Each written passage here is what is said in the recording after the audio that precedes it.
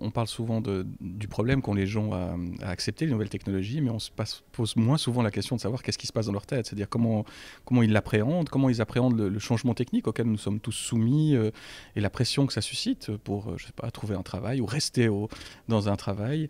Et donc, on s'est intéressé un peu à cette manière un peu de se représenter la technologie pour essayer de voir comment, dans différents groupes de citoyens qui sont dans des phases plus ou moins inclus, si on reprend la terminologie de la fracture numérique. Alors, ce qui est assez frappant, c'est que les gens à la fois qui sont au bénéfice d'une formation, j'allais dire, très poussée dans le domaine des technologies de l'information, et à la fois les gens qui n'ont pas forcément beaucoup de bagages dans ce domaine-là, ils se rejoignent pour ne pas avoir tellement peur en fait, du changement technique, parce que pour les uns, c'est-à-dire les premiers, ils considèrent qu'ils auront les compétences pour s'adapter, quoi qu'il advienne, et pour les autres, le train est déjà parti, j'allais dire.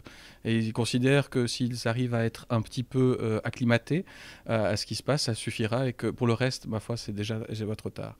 Par contre, pour la grande majorité des gens, je dirais presque 90% d'entre nous, nous nous trouvons entre les deux. Et là, on découvre des gens qui, d'une certaine manière, craignent en fait, ces évolutions parce qu'ils sentent que d'une manière ou d'une autre, ils sont au risque de, à un moment, se trouver un peu en perte de vitesse par rapport à l'évolution technique. Et là, on voit vraiment, quand on interroge ces personnes, des gens qui nous parlent d'une forme de stress, d'une forme de crainte par rapport à l'évolution de ces technologies. Alors je pense que ce qui est efficace, c'est effectivement de créer une multiplicité de lieux. Et ce que j'ai apprécié dans les exemples qui nous ont été donnés, c'est l'hétérogénéité. Parce qu'il est très difficile de pouvoir maintenant anticiper les usages, les innovations techniques, mais les usages sociaux qui iront avec ces technologies. Donc d'une certaine manière, le meilleur moyen de nous prémunir pour l'avenir par rapport à ce champ en constante évolution, c'est de multiplier les sources d'inspiration. Et c'est, disons, le message très positif que je retiens, c'est la variété des situations, la variété des compétences qui vont être élaborées, la variété des publics et des attentes qui vont trouver peut-être dans un espace numérique ou un autre le moyen de s'exprimer, de dialoguer avec les gens qui encadrent ces systèmes et donc de construire une espèce d'apprentissage social collectif de ces usages. Je ne vois pas d'autre moyen d'y arriver. C'est un bel exemple, mais qui n'est pas le seul. Vos voisins français ont déjà exploré ce genre de dispositif.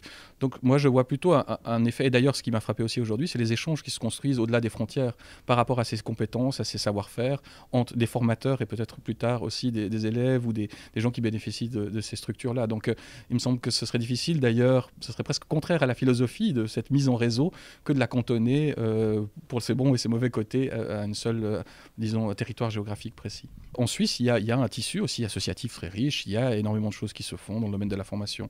Par contre, il manque à l'heure actuelle un label comme, comme celui dont vous bénéficiez, dont on a fêté un peu aujourd'hui, un peu l'anniversaire. Et ce label, ce que je le sens, c'est que c'est quelque chose d'important. Ça peut paraître pour certains d'entre nous juste un mot de plus, une étiquette de plus parmi une prolifération d'autres étiquettes, mais je pense que pour les acteurs qui sont impliqués, pour la visibilité de ces processus qui sont justement multiples et distribués, c'est très important d'avoir un point d'ancrage commun, même s'il est minimal, pour dire nous, même si nous sommes différents, nous travaillons ensemble dans la même direction, qui est cet apprentissage social des nouvelles technologies.